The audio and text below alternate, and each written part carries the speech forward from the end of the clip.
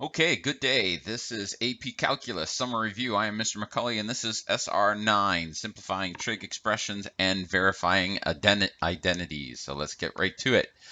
Today we're going to be using trigonometric identities to simplify trigonometric expressions and verify identities. We did this a lot in pre-calculus. And so just as a real quick review, I brought this right from the pre-calculus notes, and so it's just some guidelines for verifying and simplifying trig identities. So here's what you're going to want to do. You're going to want to try and work with one side at a time, and you're going to try the most complex side first. You're going to try and factor or add, subtract fractions. So if you've got uh, expressions that like a bunch of additions or subtractions, and you can see that there's a common factor to each one, try and factor something out and see if you can get something to combine. If you have two fractions that are added on one side of the equality, try and combine those fractions, get common denominators, and maybe something will simple out. We're going to use the fundamental identities when possible. Now, on my website, I did upload a copy of the trig identity cheat sheet, so you can use that as we go along. So you might want to print that out as well. Most of the stuff that I have on the practice work is on this first page. And again, you really want to, these ones you pretty much want to know. These are the ones that are going to get you pretty far. And if you don't know the ones on the back, that isn't gonna kill you. But these ones on the front, you should probably have down. All right, so back to this. Another thing that you can do is try and convert everything to terms of sine and cosine. Remember, tangent, cotangent, secant, and cosecant are all can be represented as sine and cosine. Sometimes that helps, and you can see things cancel out, and you'll see me do that.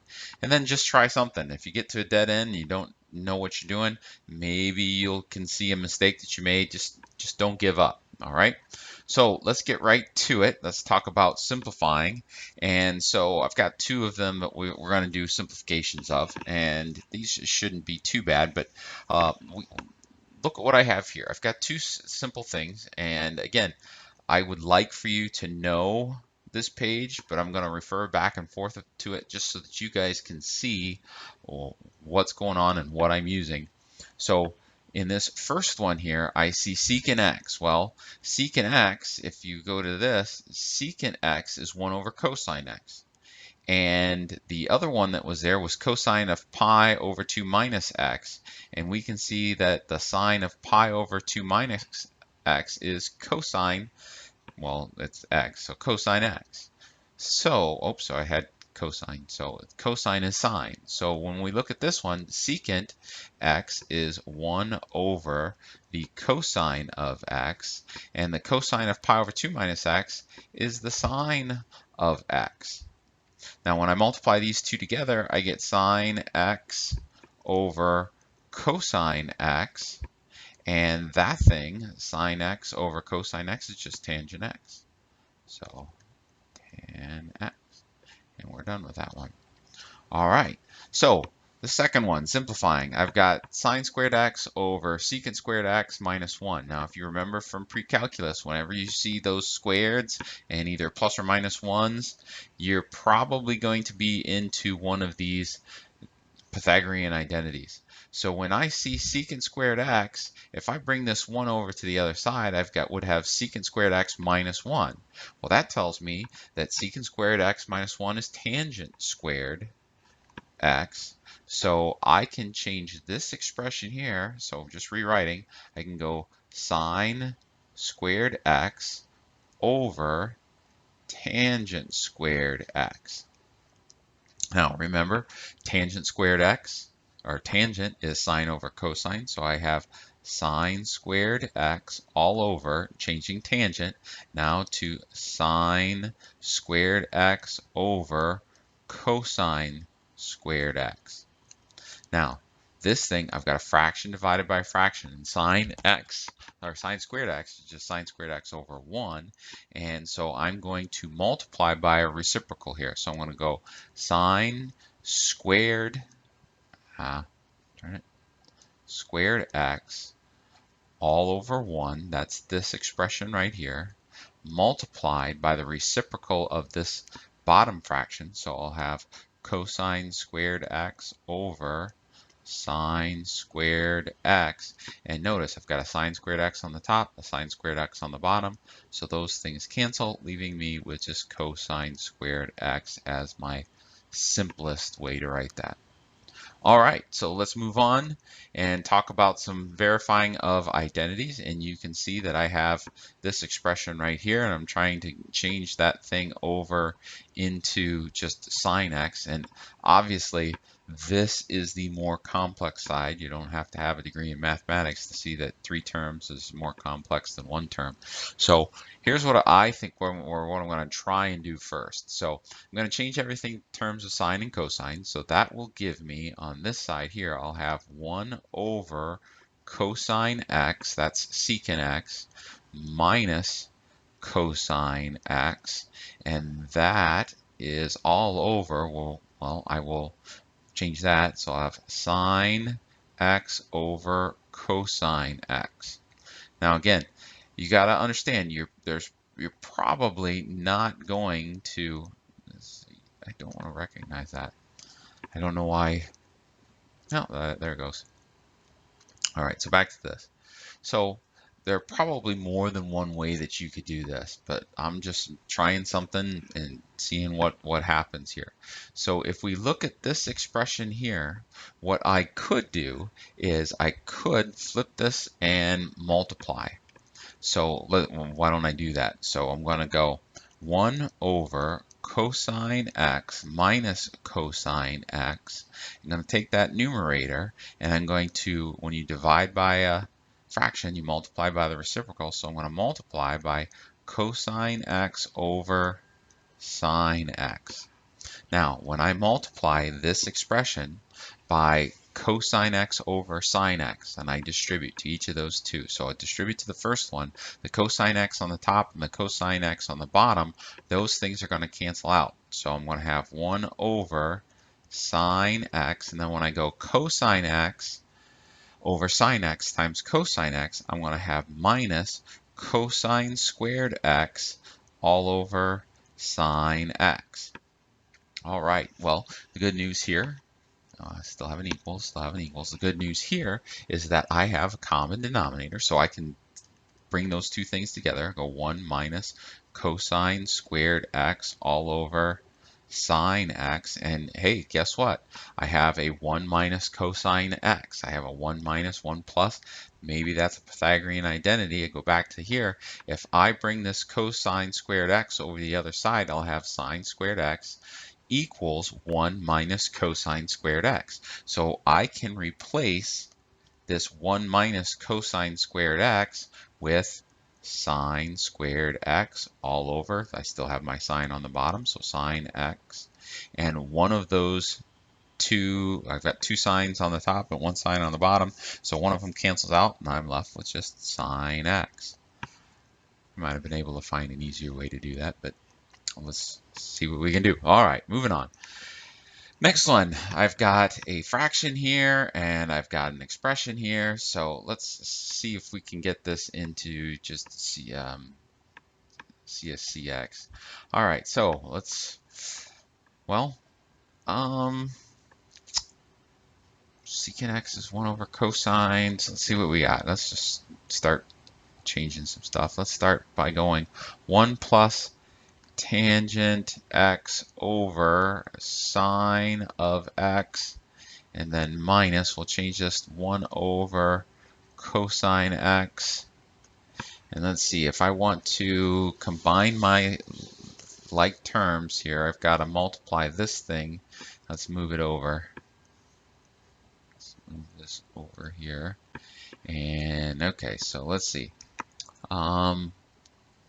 I guess I'm going to have to multiply by a funky 1 on both sides. I'm going to have to go cosine x over cosine x, that's just 1, times 1 plus tangent x over sine x, and then subtract. I got my 1 over cosine x, which is what I have here, and so that I have a common denominator, I'm going to have to change this and go sine x over sine x.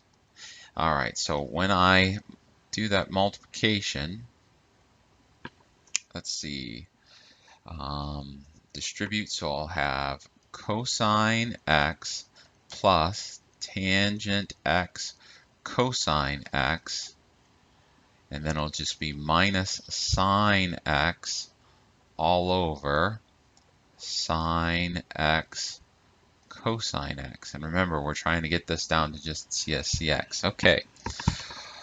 Well, let's see. What do I have here? Well, I've got some good news here. I do know that tangent, let's change tangent x. So let's go cosine x plus tangent is sine x over cosine x, and this is going to come out real good. And then I still have my cosine x minus the sine x all over sine x cosine x. And let's see what we got here. All right, so the sine x here times the cosine x, those cancel. And I'm left with, I'm writing the whole thing out here, so cosine x plus sine x minus sine x, and I got an equal sign here, all over sine x cosine x, and this sine x cancels with that sine x. Well, that's good, because that says, you got sine x minus sine x is 0. So I've got cosine x over sine x cosine x. Those cancel and leave me with 1 over sine x. And we know that 1 over sine x is cosecant x, which equals CSCX. So we're done. So again, just apply some things and see where it takes you. I have a feeling that there's probably an easier way to do that one. But like I said, I just tried something and took it out to the full extent of whatever I could do with it. All right, last one. Last one, we've got, let's see here, I've got secant pi over 2 minus x minus tangent pi over 2 minus x times the sine of pi over 2 minus x equals sine x. Well, I've got all these pi over 2 minus x's, and if I look on my cheat sheet, I've got all these cofunction identities, so I can just reduce some of them. And if I look back, well, secant of pi over 2 minus x, the secant of pi over 2 minus x is just cosecant x. And then the tangent of pi over 2 minus x is just cotangent x. And the sine of pi over 2 minus x is cosine x.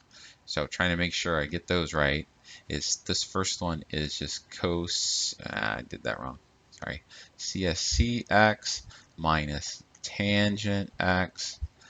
And oops, that was cotangent x. That's wrong. And this one is cosine x. All right, so remembering that cosecant x is a 1 over sine x, and cotangent x is, let's see here, it's cosine x over sine x, and cosine x, just bring that down.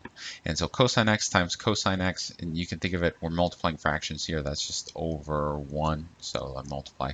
I have 1 minus sine x is equal to cosine times cosine, and that's not equal to, Macaulay, come on. Sine x, it's minus cosine squared x over sine x.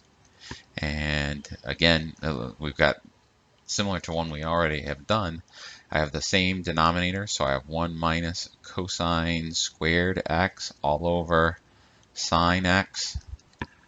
And we remember from the last one, 1 minus cosine squared x is just sine squared x over sine x. And one of those cancels gives me sine x. And that's what we were looking to get. So we are good to go. We've verified that.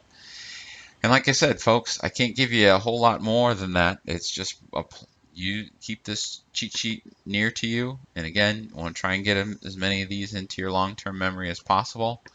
Try and working with one side at a time. Try and add, subtract your fractions, use those fundamental identities. If you get like a sign of pi over 2 minus x, there's a way to simplify that. If you've got a secant, a cosecant, tangent or cotangent, try and turn into terms of sine and cosine. And again, just try something. You can get it.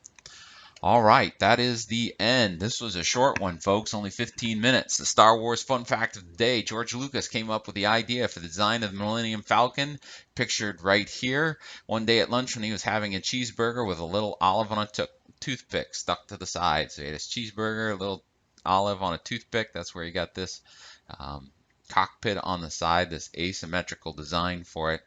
And I just thought that was a fun fact. Well, getting towards the end. We only got one more, folks, so have a good day, and I will see you soon. Goodbye.